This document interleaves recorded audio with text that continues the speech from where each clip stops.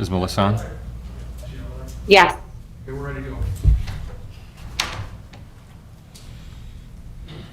Are we ready? Yes.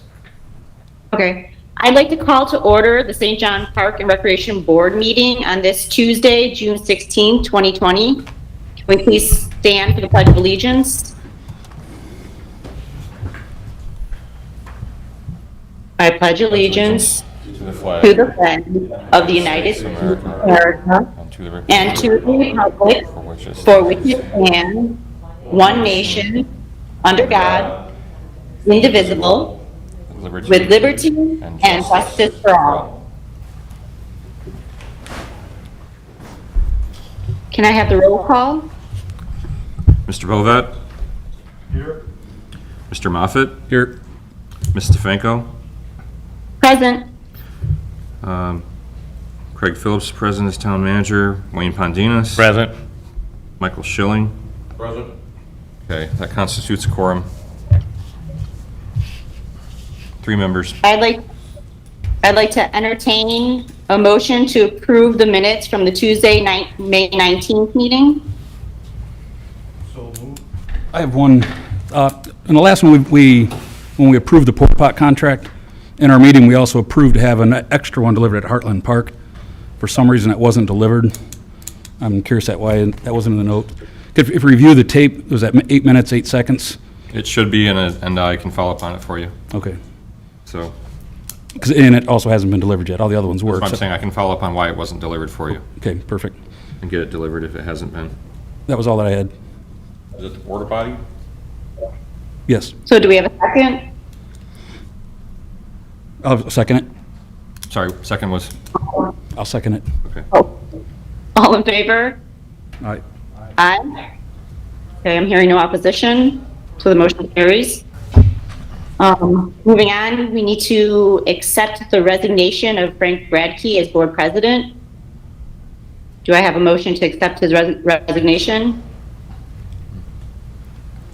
So moved.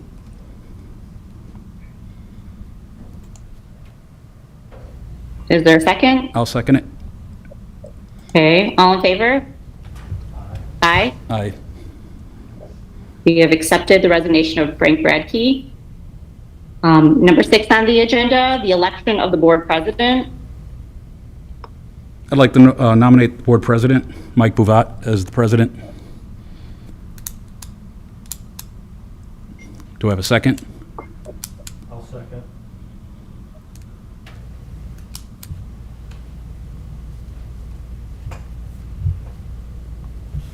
Any other nominations?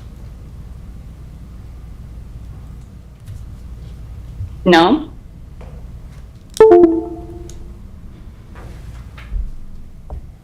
Okay. So I'm sorry? Seeing no other nominations, you can call for the vote. All right. Can I have a roll call for the vote? This is for election of Michael Bovat as president of the park board. Mike Bovat, Aye. Mike Moffett? Yes, aye. Melissa Stefanko. Nay.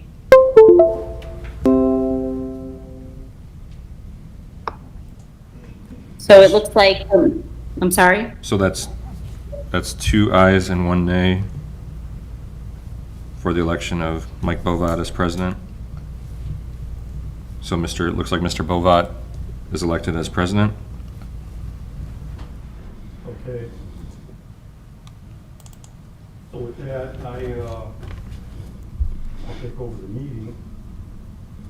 And I would like to amend the agenda to the one that I had sent out to the park board members previously. And we'll continue with that. I think under the circumstances with the park board, with the passing of one member and the resignation of another, I would like to elect the other officers. Motion to elect the other officers. I don't think that's appropriate. I think the standing officers remain in place unless removed. We have pretty much a new board. The other members are gone. And I would like to solidify the board in light that the other members are no longer present. And elect the vice president.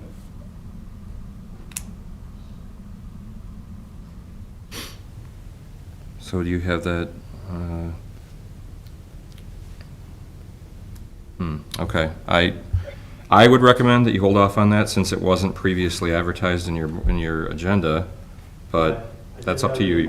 You can take that action. I'm recommending against it, but you can take that action. Okay. And pass the gavel to Mike for a minute. I want to nominate Mike Moffett as vice president. Do I have a second? I'll second it. I'll second it, sorry. Okay, second. Okay.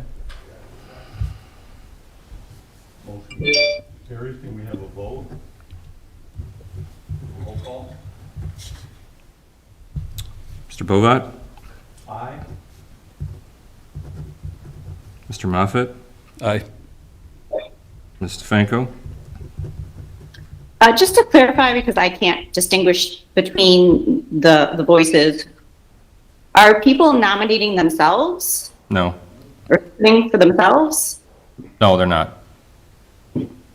Well, they're voting for themselves, but they haven't nominated themselves.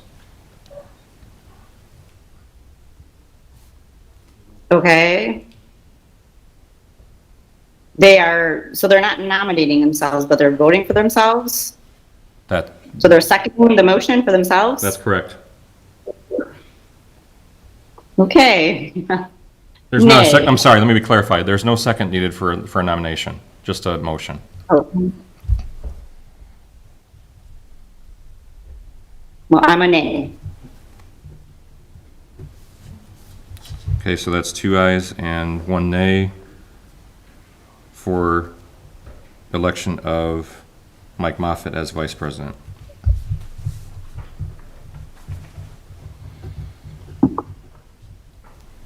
Thank you, everyone. I'd like to motion to have the presentation by the Tri-Town Pop Warners. That's the presentation.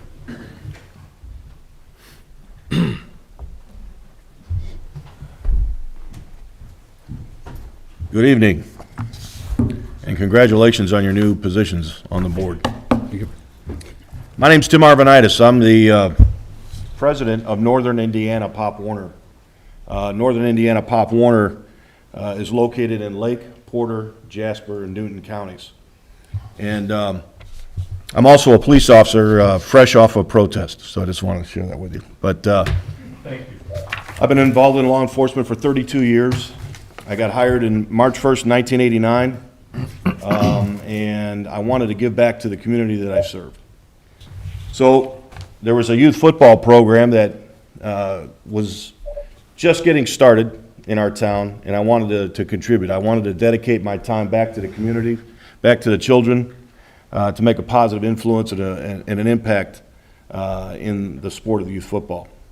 In doing so, I was instrumental in developing the Tri-Town football program into a 6-time national Super Bowl contender. We won 2 national championships down in Florida, 3 national cheer and dance championships.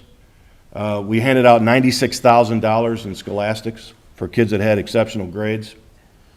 And we also created a flag football program to couple our tackle program. Our tackle program on average had 12 football teams that participated in the fall. And our flag program had well over 600.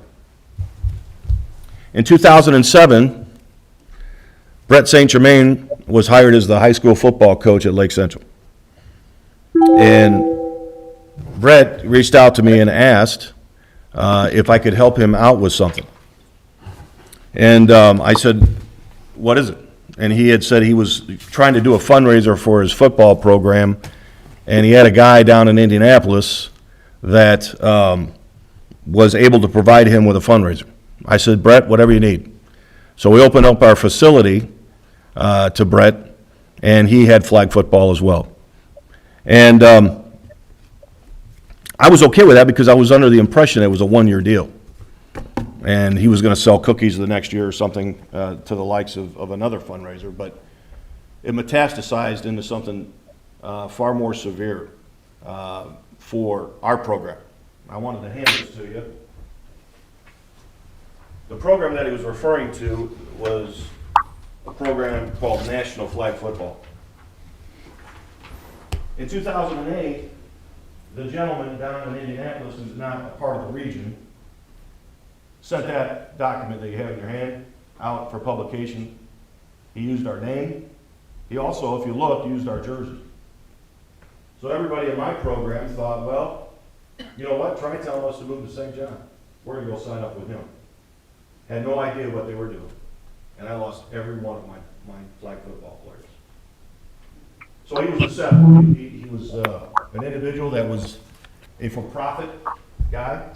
The money that you pay for your enrollment into that program pays for his mortgage. The money that was paid into our program went back to the children. And that happened in 2008. I tried to talk to the guy, tried to work something out. He basically told me to go scratch. I've got your program now. And we stumbled. Our program right now at Tri-Town, on average, I think has 2 football teams. And maybe 30 flag football players, maybe. So we've fallen on hard times. Once program that was renowned and revered throughout the country as being one of the best programs we've ever put together or assembled, came out of Northwest Indiana, and it didn't take long for somebody to dismantle it. Now we've gone, I left Tri-Town Pop Warner in 2015. I became the president of Northern Indiana. So now I oversee 24 associations. Hanover is another association that I oversee, and they're struggling with the same problem. As you know, tackle football's been beat up over the last few years with concussions and things along those lines, and flag football is more attractive, you know, for parents to sign their kids up.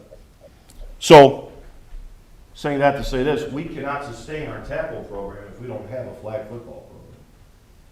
Rudy is our new president at Tri-Town, and he's trying very hard to rejuvenate that football program, that facility that we play at. Last week, I think the grass was that tall. So, Rudy replaced a guy that was named Dane Szymanski, and Dane reached out to the guy down in Indianapolis, and again got the same response, go scratch. Now, I'm not here to say don't use National Flag Football.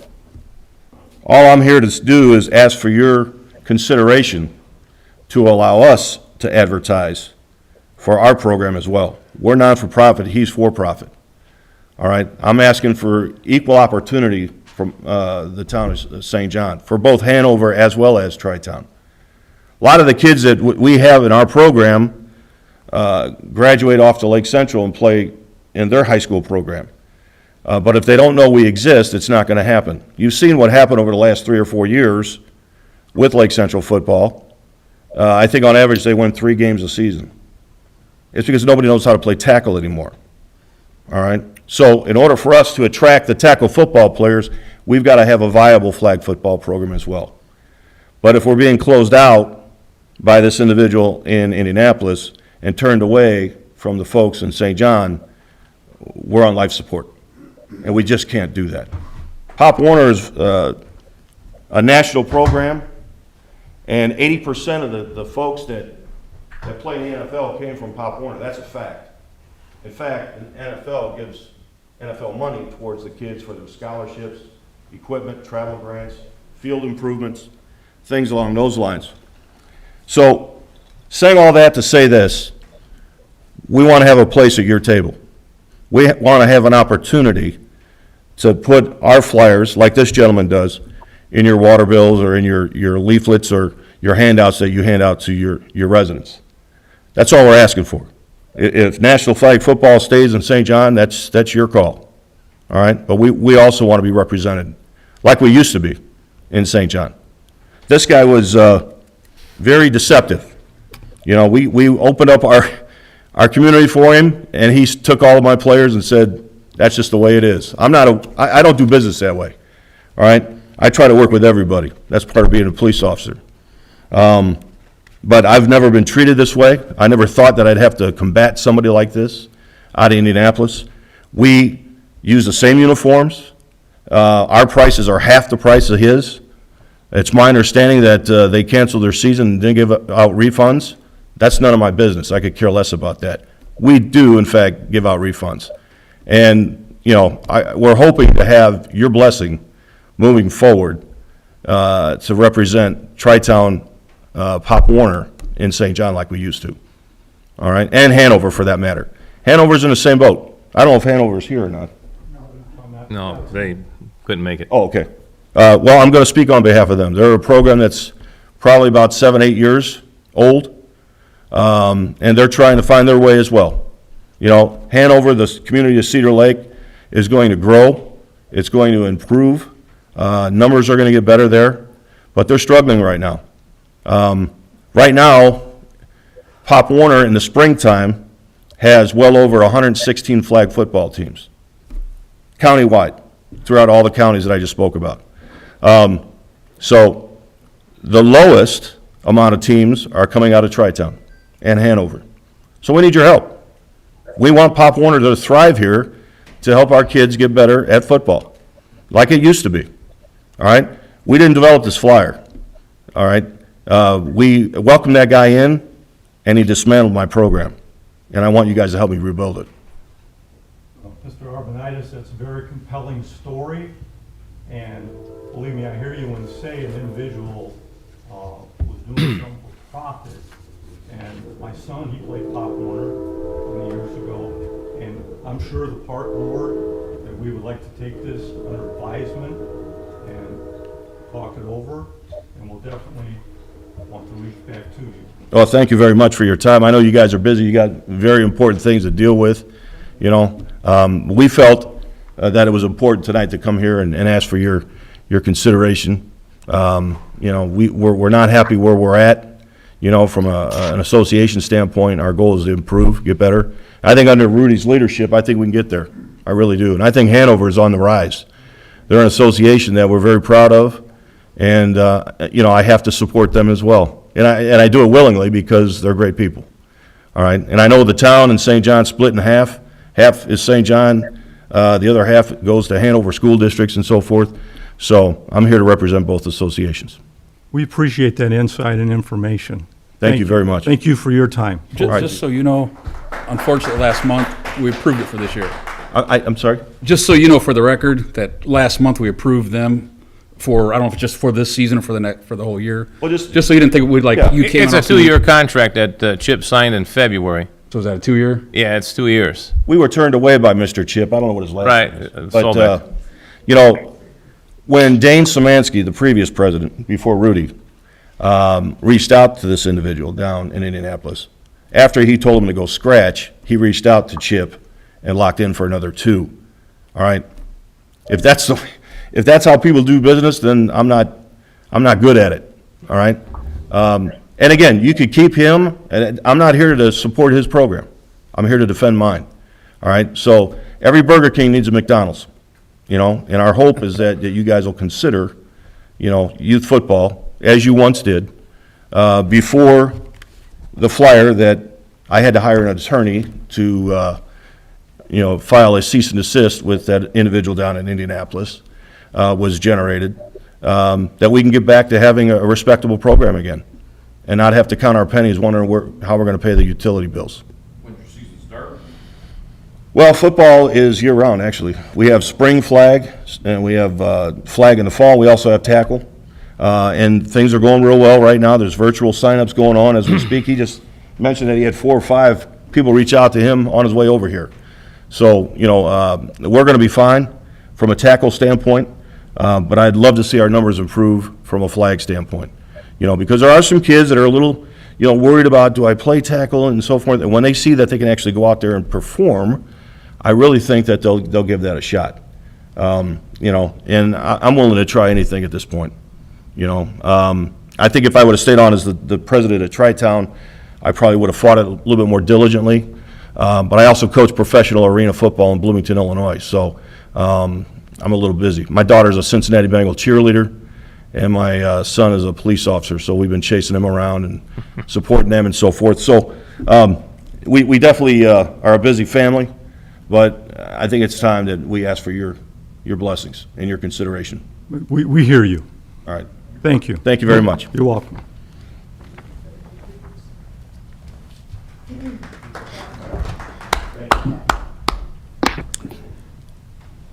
Motion to move to new business.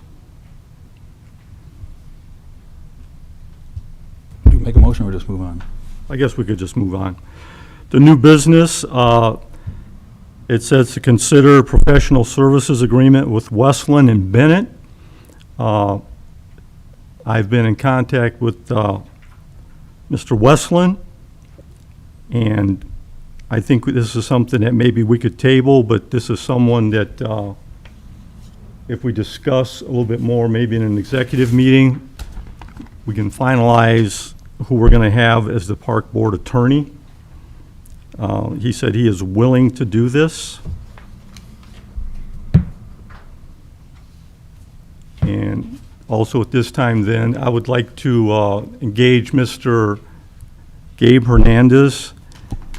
We have a lot of things to consider here, and I think Gabe is pretty much got a feel for a lot of these activities. If you don't mind, Gabe, even if you could come up here just to surmise and give us a feel for what these activities are. Activities pertaining to, like, programs or? Yeah, I'm going on the- do you have a copy of the agenda? No, I don't. So as far as activities, like, I'm not really in the loop on that. I can tell you what Yeah. I've been doing in the park as far as maintenance, which I was hired to do. I'm sorry, go ahead. So this year for maintenance, we have been lucky to have a chance to receive some summer help. They have been a really big help, and the whole program is really working out great. The playgrounds are now open. In preparation to open these playgrounds, we power washed all the playgrounds and got most of the old debris and mold off them. We are just about finished working at Heartland Park. We have painted the main entry sign. We've pulled the overgrown bushes out. We've planted new bushes and added mulch to the mulch beds, trimmed all the trees, pulled the weeds in the mulch beds. We have gotten the volleyball courts ready. All 6 of them are up and ready to go. We pushed back the overgrown grass, we pulled all the weeds, and we tilled the sand, and we put the borders in for the volleyball courts. The splash pad is tentatively set to be open on July 6th. Craig and I decided that would be the best way to go, given our current situation. This season, our main focus for the parks, as far as maintenance side, is trimming the trees, bushes, adding mulch and painting the signs, kind of just getting the parks back up to where they're supposed to be. We plan on working mainly one park at a time. We do have a crew out trimming bushes in front of the park signs and pulling the weeds on the playgrounds with mulch. We are currently working in Lake Hills. We just finished up trimming the trees at Lindsay Park. We also finished the volleyball court there as well, so that is ready to play for our residents. That's pretty exciting for me. We plan on trimming back the Lake Hills bike trails and all and any low-hanging tree branches that may affect our residents that play or walk. Well, we look forward and welcome all park concerns or questions. The more eyes out there on our parks, the better I can be prepared to do my job and get stuff done for our residents, because this is what they deserve. I wanted to also ask, out and about at Heartland Park, I ran into the owner of Ice Arena. So So we just got to talking, and I had no idea where we're at on programs this year. It's a really crazy year. I mean, me and Craig talked about it a little bit, and it's crazy. So we did have an idea about maybe doing a beanbag league. She said that she could host it, she could run it, and we would take the money for signups, and she would take care of everything else. I don't know where we're at on programs at all, but I mean, to me, that was a good idea. And then I've had some concerns about Larimer Park. I know in last year's minutes, there was idea to fix up the basketball court. I don't know where the park board is with that right now, but people are asking me over and over, where are we at with this? I said, well, I can get back to them if I ask you guys. But that basketball court is in need of repair, and the softball fields that were fixed last year there are in need of repair again. The drainage issue was not fixed. So we just put sand down, we graded it out, but since we didn't fix the main cause, it's back to the condition it was when we fixed it prior. And that's about it. Okay, thank you for that. Thank you. Thank you, Gabe. I'd also like to thank Craig. He's been pretty good helping me out. I asked him for help. I asked him for advice or opinions. He's given me like one general direction to go there. So, I mean, without him, I couldn't get the things I really need to get stuff done. So, I mean, he's given me the go-ahead to go get dirt or go get this. And Well, it's good to know, because we have to work together, and I'm Right. glad that Craig and you are both doing what you can to get things for our community. Appreciate that. Thank you. And I'm just going to comment on the new business that we have here, and this is something that we'll probably discuss in the executive meeting. Consider the summer concert series at Lake Hills. Consider rescheduling the fishing derby. Consider Tang Soo Do Karate at Cherville Community Center. Consider World of Words Italian via video conferencing July 6, 2020 to August 6, 2020. Consider World of Words Spanish via video conference July 6, 2020 to August 6, 2020. Consider boys sports and games camps. Consider girls sports and games camp. Consider Little One Summer Camp. Consider Just for the Fun of It Camp. Consider co-ed summer recreation sand volleyball. I think we've heard that that's pretty much set to go. Consider gentle yoga via video conferencing. Consider Midwest training ice classes. Mommy and Me gymnastics. Consider preschool artistic gymnastics. Consider beginning artistic gymnastics. Consider pre-alpha beginner skating lessons. Consider TOTS Learn to Skate beginner skating lessons. Consider pre-hockey beginner skating lessons. Consider parkour classes preschool beginner. And consider trampoline preschool and beginner. Consider Revolt cheermastics and tumbling class, and consider Revolution music guitar lessons with Aaron Harris, July 6, 2020 to August 11, 2020. All these are being considered. And as Gabe has mentioned, consider offering a beanbag league in conjunction with Midwest Ice Arena. Consider offering in-the-park exercise programs. Consider scheduling a movie in the park in conjunction with the clerk treasurer's office. Consider temporary delegation of administrative duties for park activities and park daily operations. And considering, and this is us, scheduling a special park board meeting during the week of June 22nd to finalize the summer board procedure brochure to include offering programs and set fees. Along with that, and considering, I would like to make a motion. As the park board, we have not filled a temporary vacancy of the park superintendent.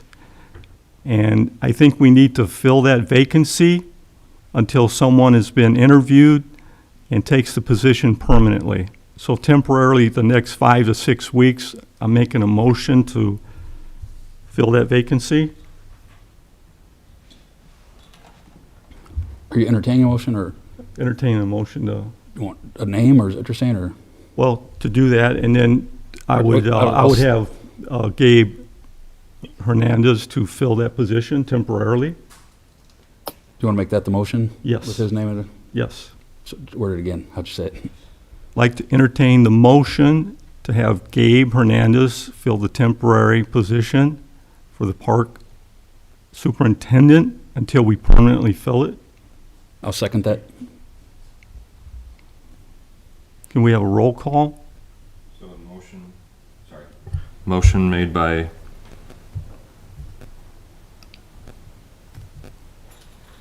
Mr. Moffett, was it? You made the motion? He made the motion, and I seconded The it. president made the motion? Well, he entertained it, then I'll make the I motion. entertained it. He motioned it.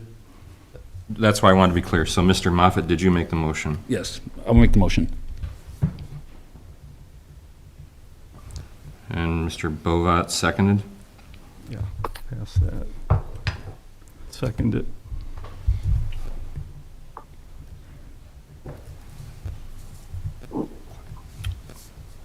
Okay, Mr. Bovat, Aye. Mr. Moffett, Aye. Ms. Stefanko? Nay. So it's 2 ayes and 1 nay for the temporary appointment of Gabe Hernandez as park superintendent.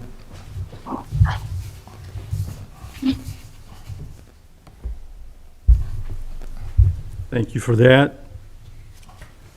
Moving on to reports, I have one more news, or new business. new business, go ahead. We have to Craig, we have to redo the porta pot because we have to do extra cleanings now. So I think we need to make a new.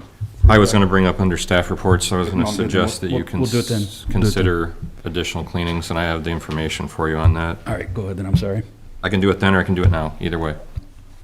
Okay, so, given the COVID-19 situation, and just the extra considerations and responsibilities we have in providing facilities that are clean and healthy, I wanted to bring to the park the consideration of allowing for additional cleanings for each unit.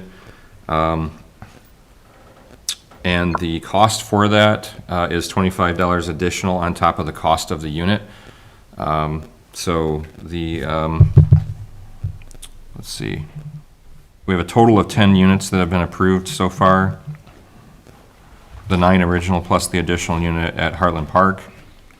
And according to the contract, the cost of additional cleaning per unit is $25 per unit, and that is per month.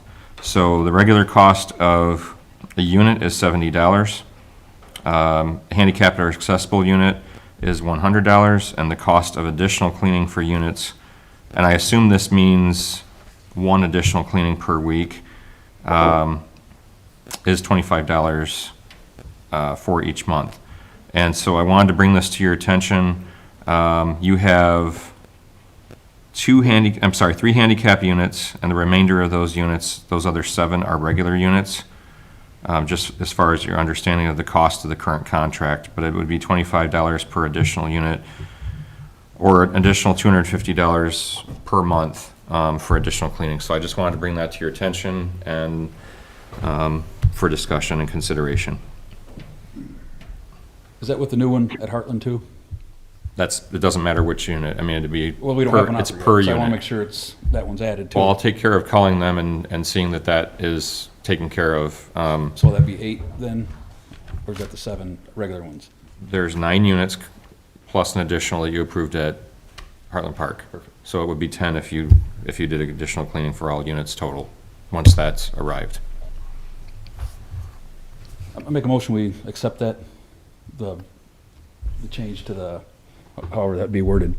And it would just be notification, I guess it would be in this case, Gabe would need to notify the company of the desire to do the additional cleanings, and I can pass the information on the contract along to him so he can make that notification. So move.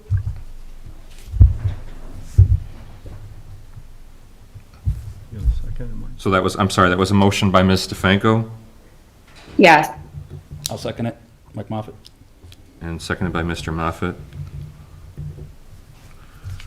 Okay, Roll call. Mr. Bovat, Aye. Mr. Moffett, Aye. Ms. Stefanko. Aye. So 3 ayes, 0 nays on the passage of additional cleanings for the portable toilet units. All right, I have two more new business. One is the dumpsters at Heartland. We have a full-size dumpster out there, and the one next to it is a recyclable dumpster. Nobody ever puts recycling into it, and they're always overflowing. What I'd like to entertain a motion, what we have to do to get rid of the recycling one and get another full-size dumpster next to it. So I would suggest that Mr. Hernandez join us because it's the job of the park superintendent to take care of this. So Okay. I would suggest he comes up here and joins us, All right. and it's directed to him.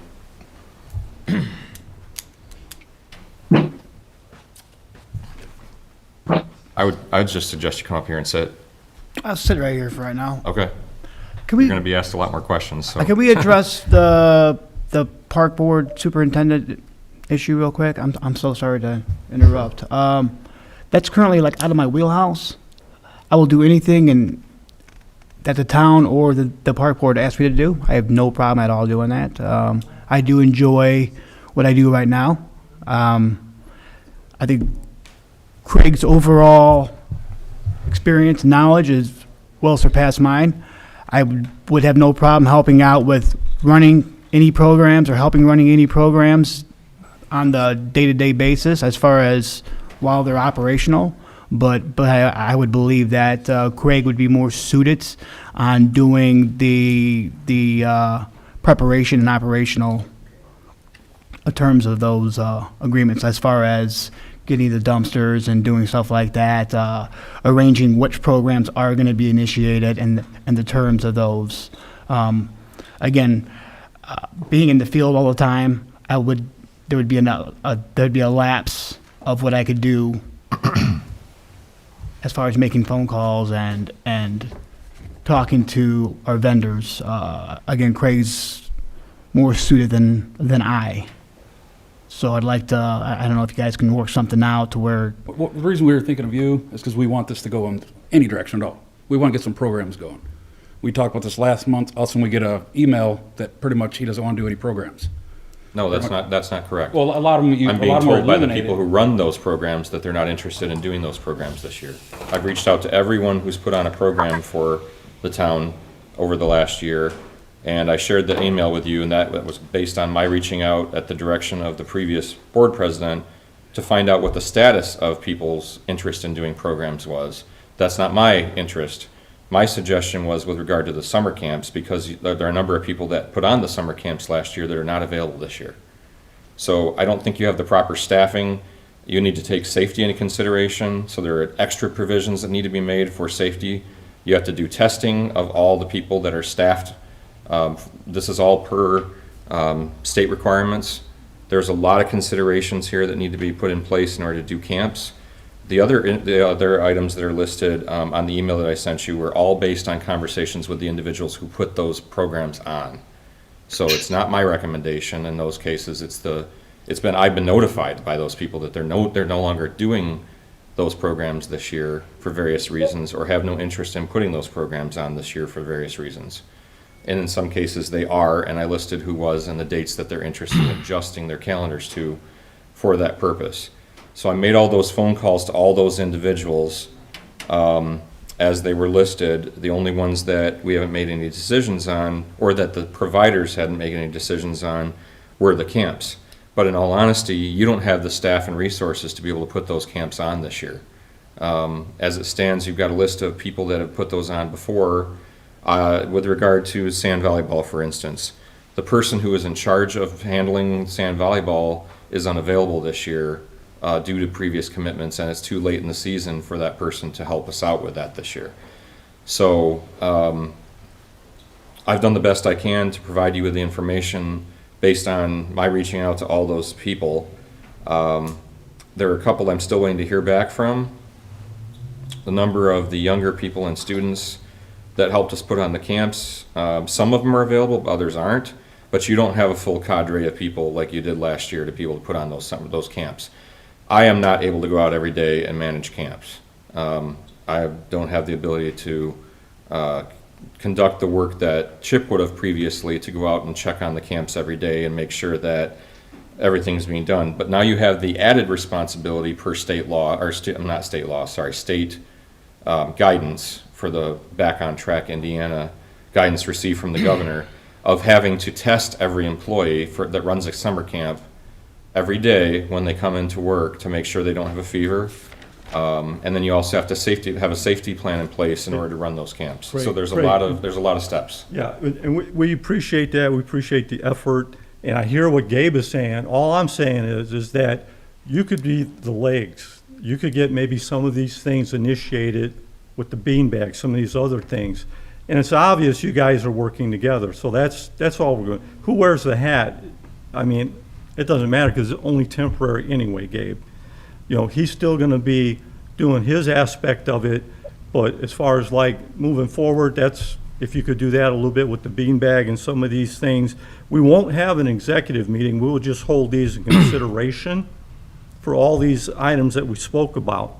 Well, can I add to this? You don't have time, if you don't give us guidance tonight on what you want to do with regard to programs and camps, you don't have time to get a booklet put together to have people sign up in time for 4th of July. Then you have 1 month for programs to take place before school starts again. And I so, understand that, we understand that, we're aware, but we at least want to try and do something. And, so, thank you for that, Gabe, Thank you. appreciate it. I'd like to ask a question as a resident, not a town council member. Why does a town like this with 18,000, 22,000 people have a parks program that just fell apart? We paid a gentleman a good sum of money to run a parks department, and we're down to nothing. You can blame it on COVID, you can blame it on whatever you want, but Cherville, Dyer, they all have good programs, and they got COVID. Tim, are your programs going good, or? So, we're anemic, and that's wrong. The people pay taxes in this town, and they deserve a good parks department. And to sit here and say all kinds of excuses, that's not good. What did this gentleman do before he resigned? Did he not? He had time to get programs, and he didn't. and that's how I was able to make the contacts that I was he I'm provided me not with blaming you. information. I'm not You are blaming you at all. blaming, you are blaming me. and No, I'm not. I'm not gonna accept the blame. What I'm doing is trying to help you put the programs together for this year. And How I've did I shared with blame you? I've shared with you the information that I need to be able to make those contacts, the additional contacts that are necessary. So, we need some guidance from the park board on what we want to do this year, and you've got very little time to put it together. So I've contacted all the people that provided programs before. I based that on the information I received from the former park superintendent. We just need some guidance, I guess, on what the park board wants Gabe to do and what they want me to do, and there needs to be some clarity, and you have very little time in order to do that. We are happy to coordinate with one another on doing that. You know, but there needs to be some guidance on what you want to do. But you have one full-time person in your park staff, and you have 6 part-time people in your park staff, which is not comparable to the surrounding communities in terms of staffing. Okay, And so, you know, that's just information I guess you need to consider. and we know that, and we understand that, but like Wayne was saying, we had a lot going, we don't have anything, we have to initiate and get something going, and we're gonna get something accomplished. Yeah, and you We're gonna have, get something and you have accomplished. some things that have been listed, that people that are interested in putting on programs. Right, and we're gonna move forward. If I can speak for a second. Go ahead, Mike. One reason why we put, Gabe on, and I'm not really for him running the whole thing right now, because it was our intention to give Chip a helper so he can set these programs up. Obviously, he left. I think in the meantime, if you guys want to find someone in town that would take on park programs, find someone in the town that wants to do park programs.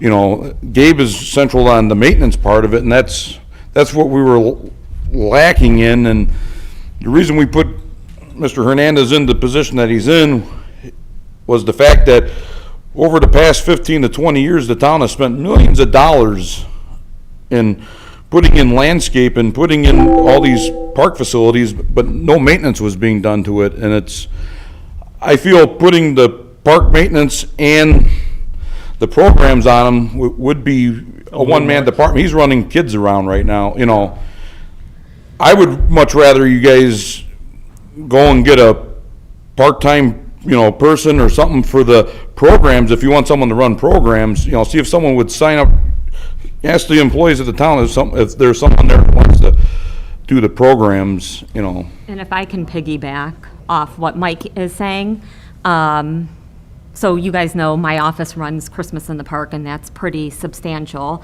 And then we do events along the way, like Words on Wood. We'd like to get the movie in the park up and running with coordination with the Park Board.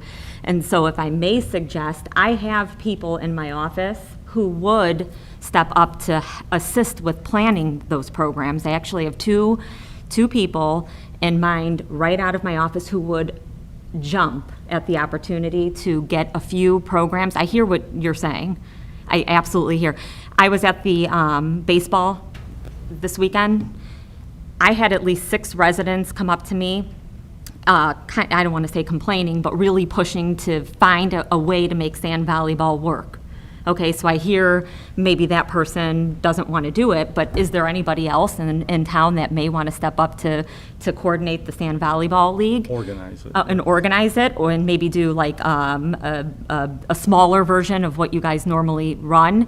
And so I do have people that would love to take on that, you know, and get the ball rolling. And I know, like you said, Gabe is definitely boots on the ground, and he can help assist with, you know, whatever has to happen. And I know Craig is more on the management side, so I feel like, you know, that group effort would certainly And we've been work. working together already, so. Right.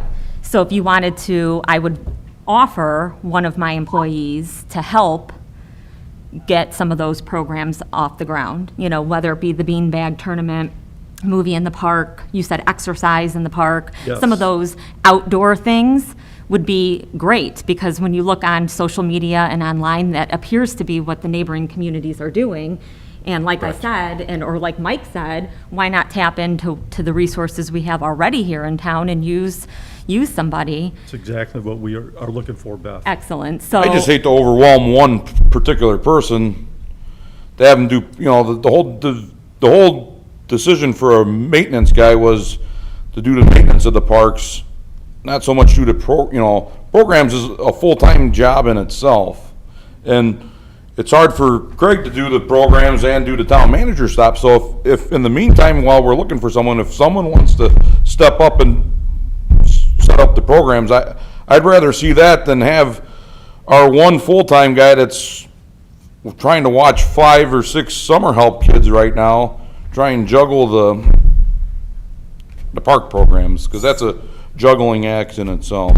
And we weren't trying to just dump it on him. No, It's kind of like that's how it was before, so we're Yeah. thinking, We thought he could we're still 6 initiate. weeks. Yeah. Because he brought up the beanbag, and he's kind of got the vibe of the community right now, too. Yeah. No, he's doing a great job. You know, I've looked over the jobs that he's done where he's cleaning up the landscaped areas and the stuff in the park that has been neglected for 16 years, because we've had a park superintendent that was doing programs and not doing much of the maintenance part of it. And that's where a lot of our money was spent and wasted, not maintaining those, you know, I hate to step back and have the guy that's now maintaining the landscaped areas, the park areas, to have to juggle the programs, you know, if So, And then for the superintendent, we're working on that. We've met 3 times. No, And hopefully by the beginning of August, we have somebody that will, Yeah, it's short term. this year, obviously, there's been 800 things that have been, oh, no, I understand, you know, and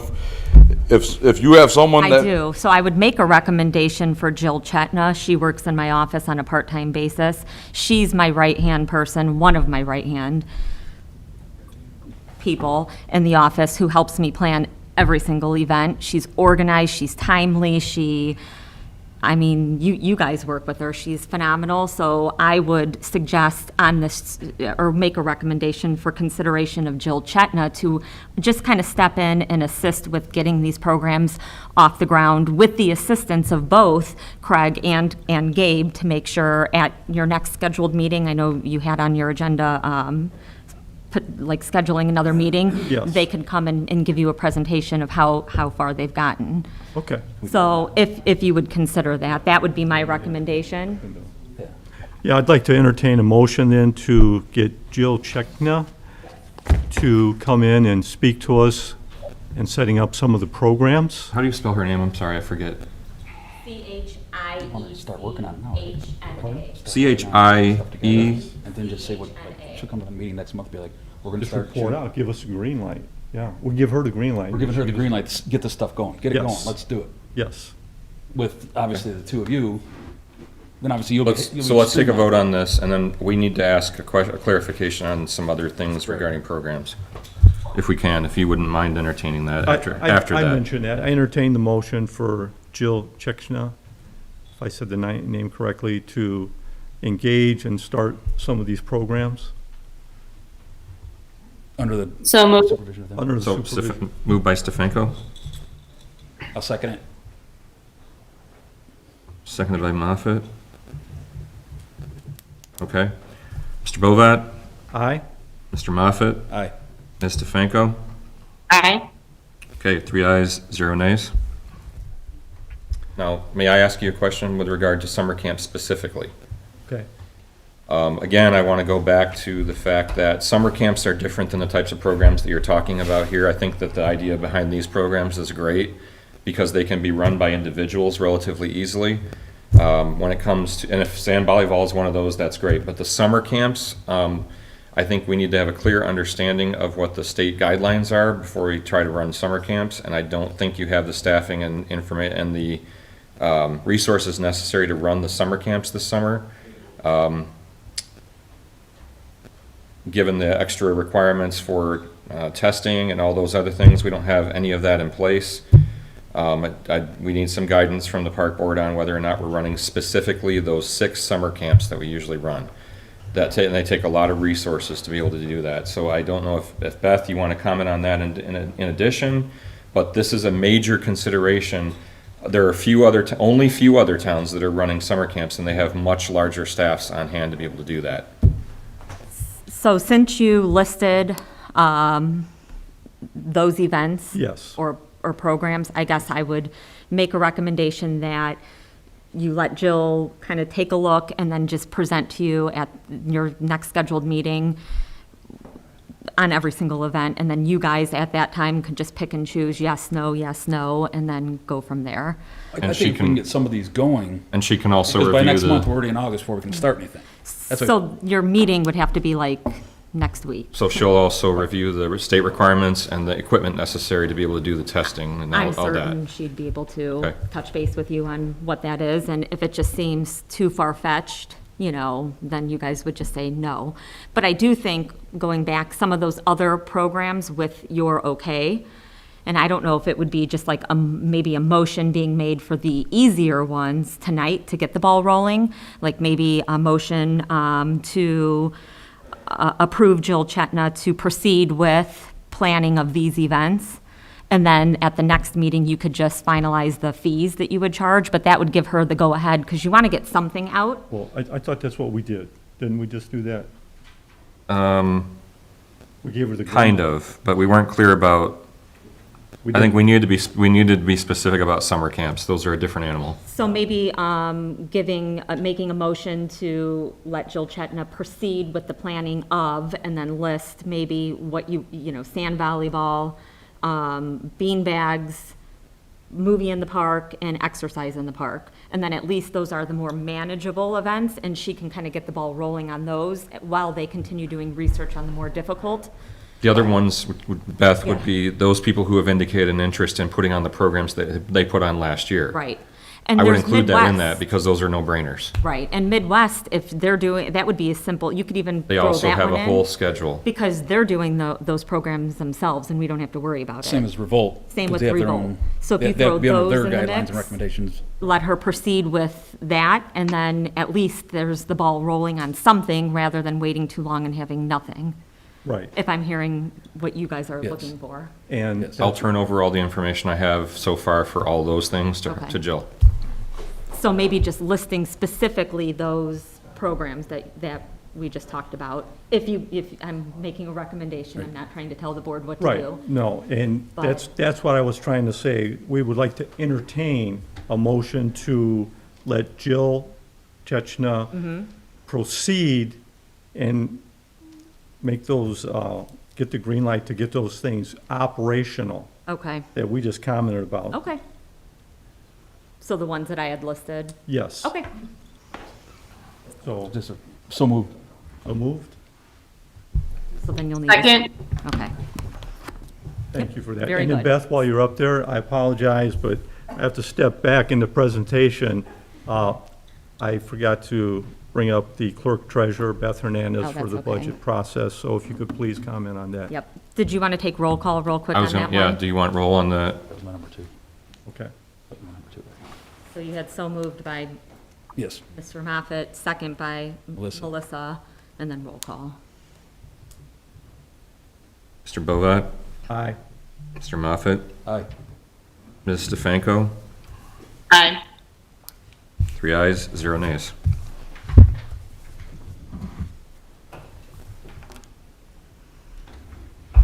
And then before I proceed, just going kind of on Wayne's note as a resident, I do want to thank the board for moving forward with events. I do have also young children in the community, and we're out and about all the time at baseball, football. We're very active, and I know that the residents of town are really going to thank you for putting something together.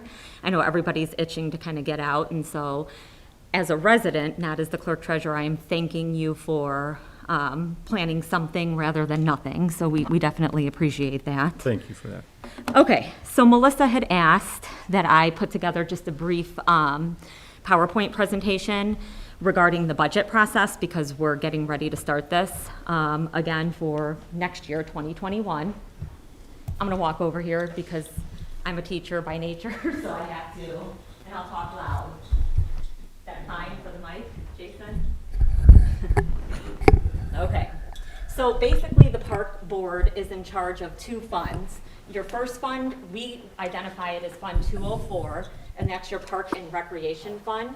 And basically this fund is used for all of your operating expenses. And then you have a park impact fund, number 473, and this is where you're gonna make the majority of your capital expenses. So a little bit about Fund 204. It's broken into 3 different categories. Category 1 is your personal services, and this is where we, or you, pay your salaries, wages, and benefits for all park employees. Category 2 is operating supplies, and this is where you will approve payments for any office or operating supplies, fuel, and things of that nature. Category 3 is services and charges, and this is for things like professional services, legal, accounting, things of that nature, telephone and internet, subscription dues, publications, gas, electric, water, okay, and so on and so on. You can kind of read that. So that's kind of a brief overview of Fund 204. Fund 473 is all capital outlays for things like buildings, improvements, and equipment. So if at any time you wanted to build like a recreational center, or remember the building back at Lake Hills when they used to rent that out, if you wanted to do that again, those types of projects would come out of the Park Impact Fund. Founders Park, that'll come out of the Park Impact Fund. Okay, so just a brief overview of our purchase policy. So when you guys proceed and appoint your superintendent, he's considered the department, he or she is considered the department head for the Parks Department, and they will be in charge for signing any purchase up to $1,500. So they have discretion to make a purchase up to $1,500 without kind of getting approval by the board. If they want to make a purchase between $1,500 and $4,000, then the department head and the town manager both sign what we call an RTP, or request to purchase, and the purchase can then proceed. It's when you get in between $4,000 and $150,000, these purchases have to be presented to the park board by the department head. So the department head would come to your meeting with the RTP and kind of present it to you. Now, you as the park board may require, it's up to you, the department head to solicit 3 quotes prior to entertaining the approval, but you don't have to, that's your discretion. The request to purchase requires a majority vote in a public meeting, and then park board members have to sign that request to purchase. And you can stop me if you have any questions as we go through this. Dockets. So this is what you end up approving at the park board meetings. The park board approves claims spent from the park and rec fund and that park impact fund that we just talked about. All claims by the department head has to be submitted to my office at least 1 week prior to the park board meeting so that we can prepare the docket for you. Dockets contain what we refer to as can pays. Can pays are claims that we can pay or my office can pay without pre-approval from the park board, okay? So your most common can pays are things like payroll, NIPSCO, water, liability insurance, credit cards, program refunds, and contracts. So it's things that we're just gonna prepay before it ever hits your docket. Can pays will still appear on your docket for your review, but it's after the payment has been made. So it's a little bit opposite of the normal way. Normally, payment isn't made until you approve it, but can pays are made before you approve it. The docket is emailed to the department head at least 48 hours prior to your park board meeting, so then he or she can distribute it to you for your review. I've just been sending them out in the meantime. This is what your docket looks like. Just so you kind of understand, your park board docket mainly consists of can pays, unless you're doing a big project. You'll see like NIPSCO, park refunds, payroll, water bill, those types of things are just, like I said, can pays. They're already paid. You're just retroactively making the approval. On this particular can pay, there's only 3 items, or docket, there's only 3 items that aren't can pays, and that's the conference from Indiana Park and Rec Association, OSI Environmental, I think that was for oil filters, and then the Theros Enterprises, which was a purchase for like something with a program. So just kind of keep in mind, a lot of your docket has already been prepaid. Each month I send to the departments what we call end of month reports, and those include an appropriation fund and a revenue report. An appropriation report is your budget, a fund report is your cash balances, and a revenue report shows your income. These are emailed to department heads on a monthly basis after dockets have been approved by boards and commissions. So after our town council meeting, I'll prepare all the end of month reports and send them out. Department heads then should be distributing end of month reports to their respective boards and commissions, much like they do the dockets, because you should be seeing those reports so you can kind of monitor where you're at.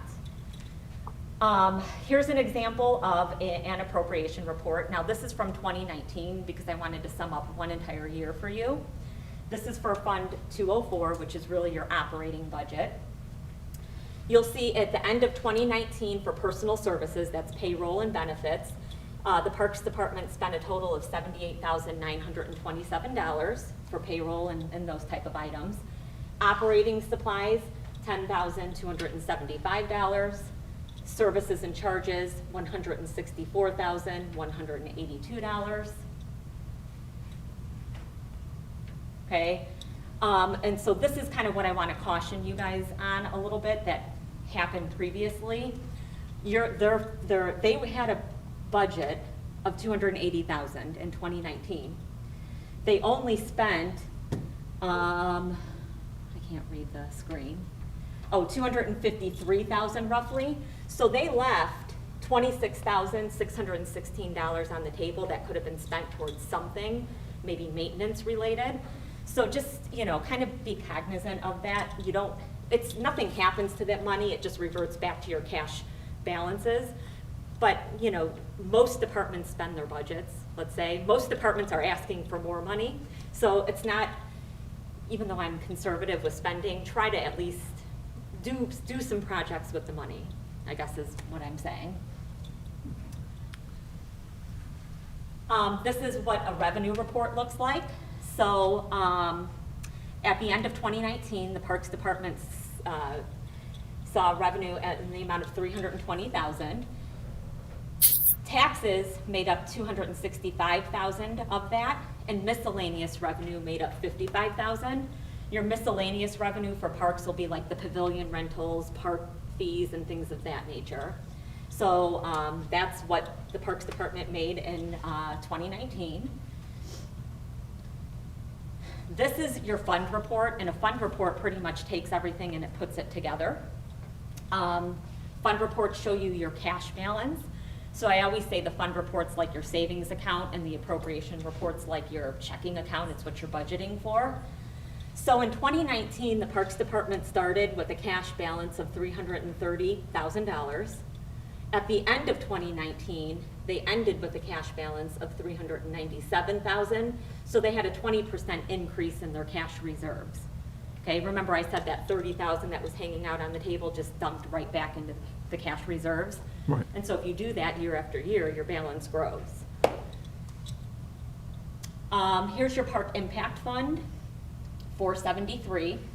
Again, remember this one's for your capital outlays.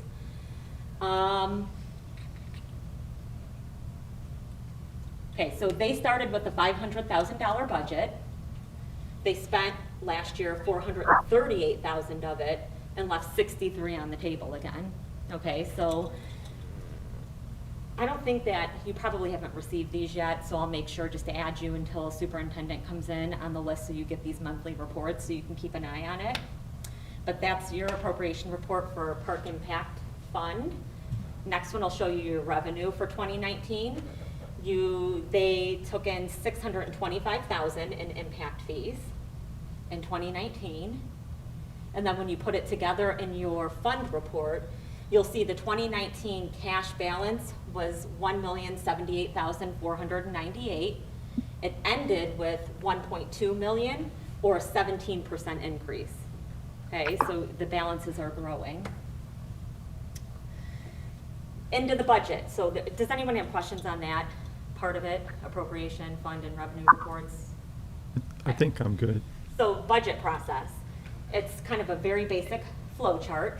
So this is what we're getting ready to start. So your park board, by way of your superintendent, will create kind of a recommended budget. That budget then gets presented at a town council meeting. Clerk treasurer then either certifies or doesn't certify the budget. And the DLGF, which is the Department of Local Government and Finance, they have the final say, okay, on the budget. So that's kind of your little brief flow chart. So how does your department head complete their budget? Well, they're gonna complete what we call a Form 1, which is your budget estimates. So during the month of August, which is coming up, each department head will receive his Form 1 to complete. Form 1s focus solely on the expense side of a budget. They don't focus on the revenue side, just the expense side. It provides an opportunity for the department head to recommend to the town council the budget needed for his or her department. And it should really include specific capital projects, operating supplies, personnel needs, etc., so that it provides support to the council for why they want the budget they're asking for. Once the Form 1s are submitted by the department heads, I will then compare the recommended budget against anticipated tax rates. This is where the revenue side comes in. Estimated revenues and cash balances to determine the availability of funds. So if ample funds don't exist, then I may recommend to the council that they need to cut the budget or potentially shift levy, which means take money from another department. Nobody ever wants to hear that. But during the month of September, a public hearing is held at the town council meeting. This is where taxpayers can object to the budget, the tax rate, or the tax levy.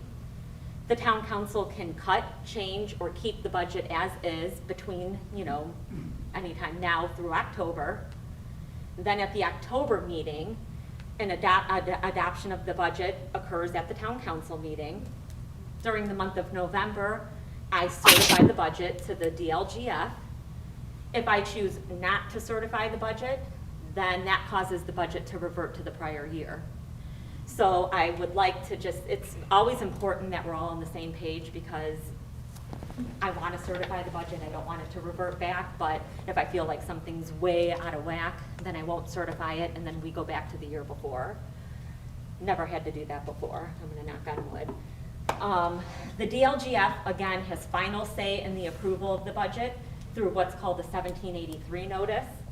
The DLGF can cut, change, or approve our adopted budget, but what they say goes. So when they turn in our 1783 notice, if we said the park board wanted 320,000 and they said, no, you're getting 280, you're getting 280. Doesn't matter what you say, the town council says, or I say, it's the DLGF. This is a sample Form 1. This is actually from the Building and Planning Department from last year. So generally what I'll do is I will fill in what we would consider to be fixed line items: payroll, fuel, insurance, NIPSCO, water. I look at the trend for the last 3 years and I fill in what I think we need, because there's just no way around it. You have to pay your employees, you have to pay your water bill, you have to pay your NIPSCO bill. So it's not like you can say, well, I think, NIPSCO normally runs 60,000 for the parks, we only want to budget 50. That's not going to work. We need 60. So I fill those in. Turn the lights off. Yeah, turn the lights off. And then any of the blank items, the department heads then fill in what they're requesting. So you can kind of see the difference between the typed in numbers and the handwritten numbers. Chip did that last year. He kind of recreated the Form 1, but it's the same thing. So on August 16th of 2019, Chip, on behalf of the park board, submitted his budget. The town council did not change his recommended budget. I certified it and the DLGF gave final approval. So the budget you guys are working with this year, Chip completed and it ran through the process like it should. Questions on any of that? Okay. And you guys can be as involved as you want to be with the superintendent of your choice. If you wanted to hold study sessions and kind of plan through that process, you can. Some boards are more interactive, I guess, than others, so that would be a preference of the park board. This is this year. This is just kind of a snapshot of this year for you. Okay, the first line item I took from the fund report. So for Fund 204, that's your operating, you had a beginning cash balance of 2020 at $397,915. So far this year, you guys have made $5,893.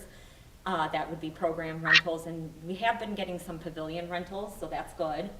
You've dispersed $97,000, leaving your current cash balance at $306,275.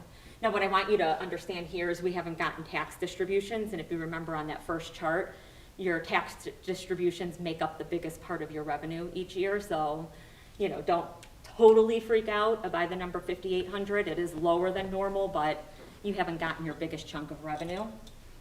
On the budget side, your budget increased from $280,000, remember, in 2019 to $364,347 this year.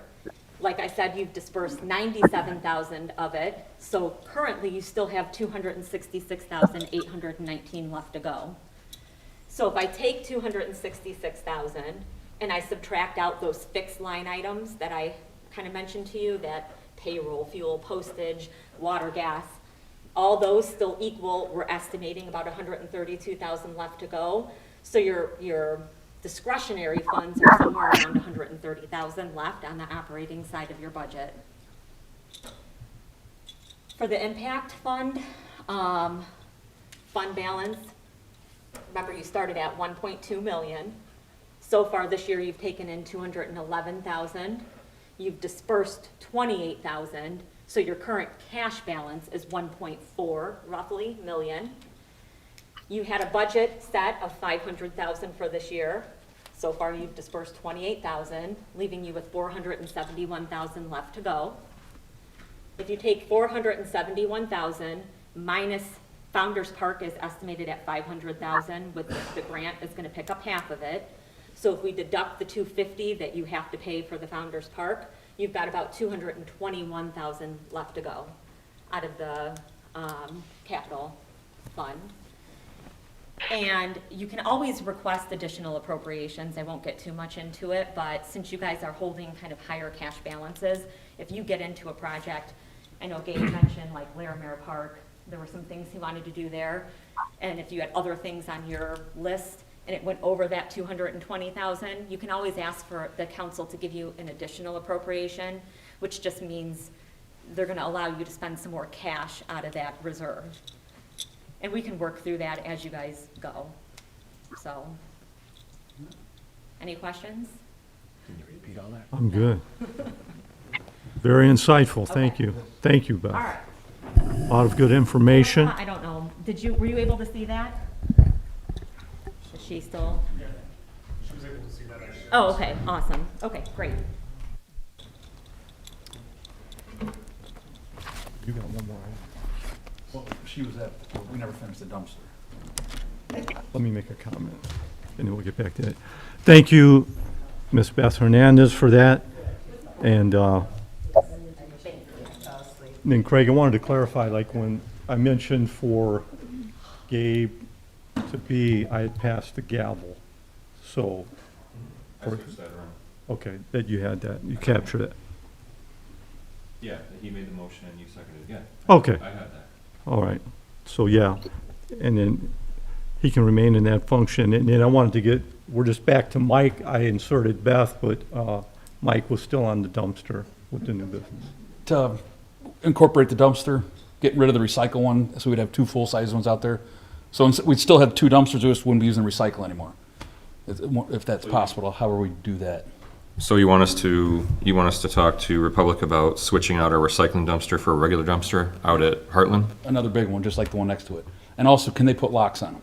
Is I that don't possible? know if there's a change in cost for that, so we can look into that, and they cannot lock them. They can't, okay. That was a question we had too. So you might want to discuss, there's some things to consider with that. Yeah, I don't know if there's a difference in cost. We'll look into that for you and let you know. I don't expect there would be much difference because a dumpster is a dumpster, but there may be, I don't know. So do you want me to look into that and bring that back to you at your next meeting? No, he wants it done, I think. Or do you, Yeah, we want that one gone. you just want it done? So do we need to make a motion to approve that, or? Yes, you would need to do that. Yeah, I'd like to entertain a motion to approve the dumpster. To replace the recycle dumpster with a full-size? Yes. I'll make the motion. So, motion by Moffett. Okay.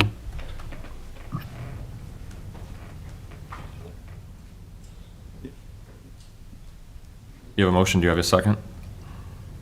He motioned. You have a Second. motion by Mr. Moffett, do you have a second? I think she just did. I'm sorry, I didn't hear, so, okay. I didn't hear it. Did- She said something, I didn't hear what she said. Second. There it is. Okay, Gotcha. And that's it for, Roll call. do the roll call. okay, Mr. Bovat, Aye? Mr. Moffett, Aye. Ms. DeFranco, Aye. 3 ayes, 0 nays on switching out the dumpster, recycling dumpster for a regular trash dumpster. Okay, and moving forward on the reports and correspondence for board members, staff, and town council liaison.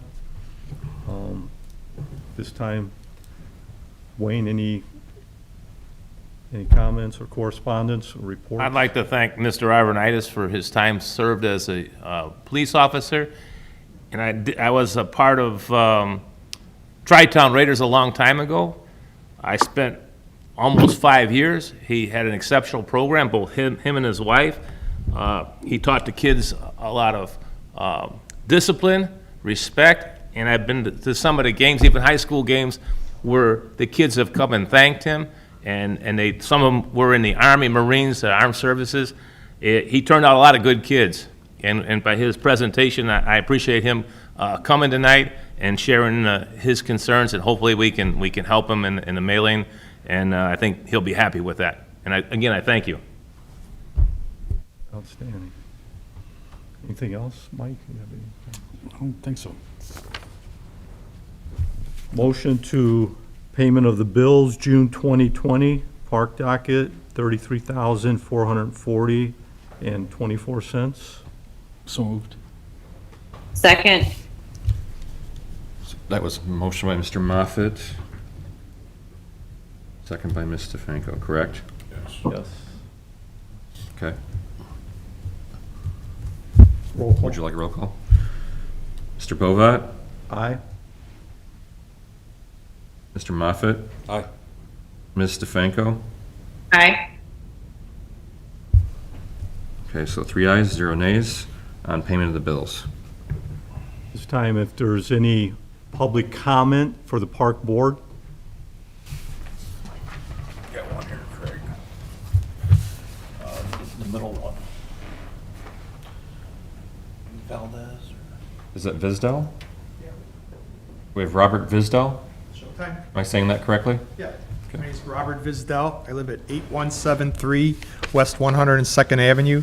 I back up to the soccer fields over there in the gates of St. John. The reason I'm here is I see you guys got a lot of money and everything, and one of the things I'd like to request is another park for the gates of St. John. Right now, there is one park in the gates, and it is at the Christian school on between 105th and 107th in Park Place. And the town actually owns a lot that is 2 doors away from me. And I got some pictures of it. I can show you where it's at. Can I pass these around to you guys?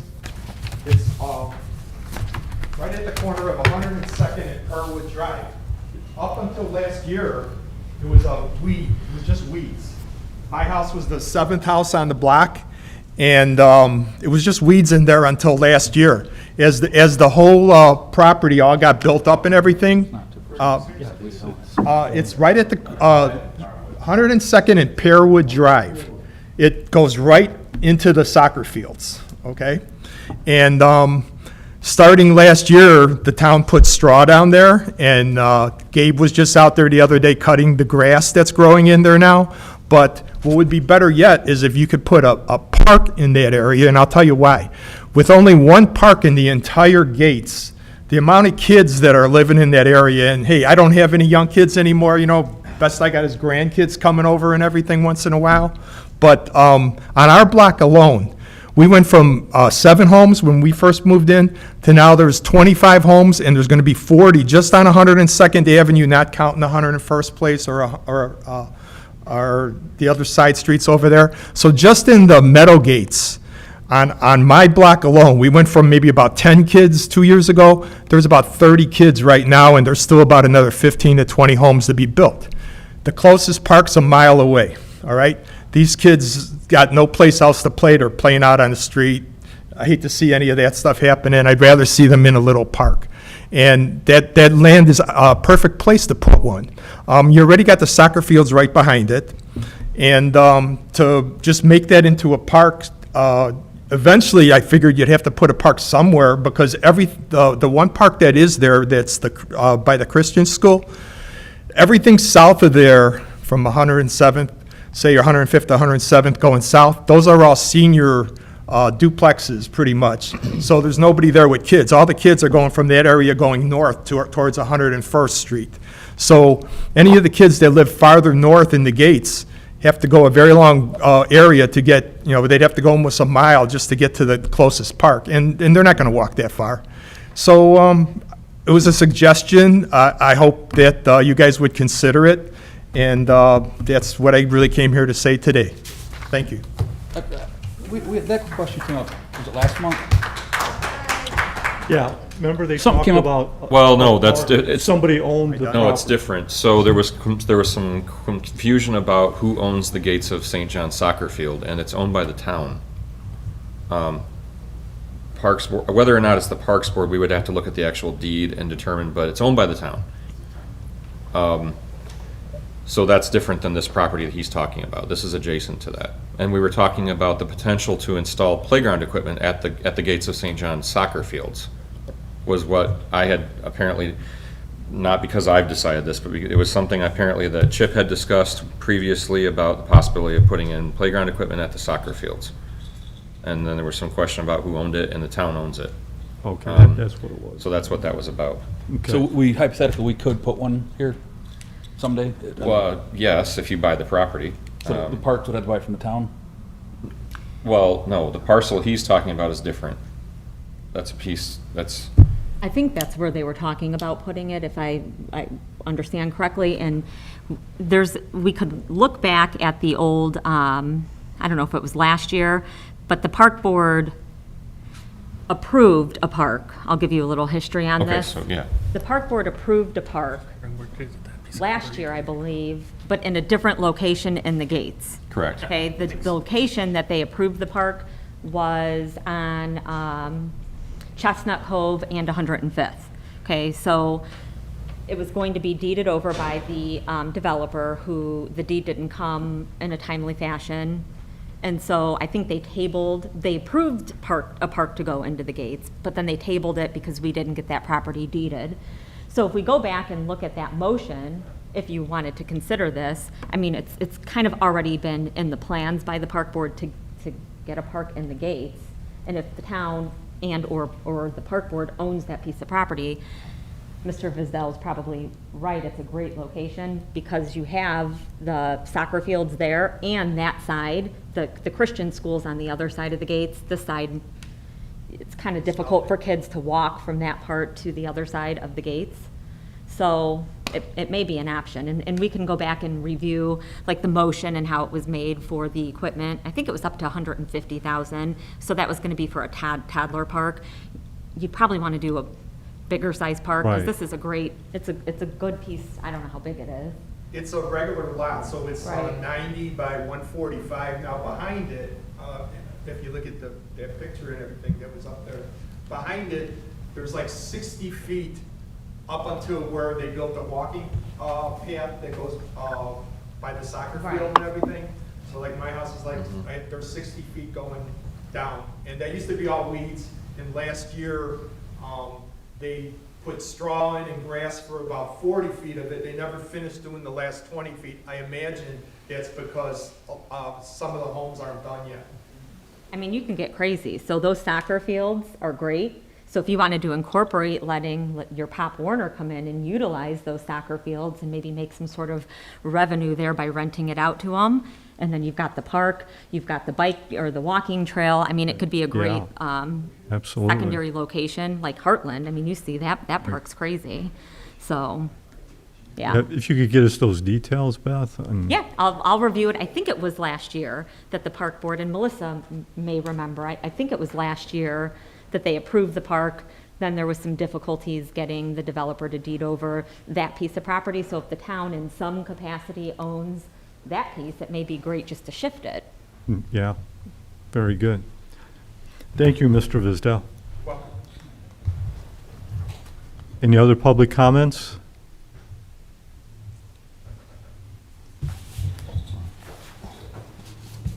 Okay, motion to adjourn? I'll make a motion. Second? Roll call? No, roll call, oh yeah, because Melissa's in.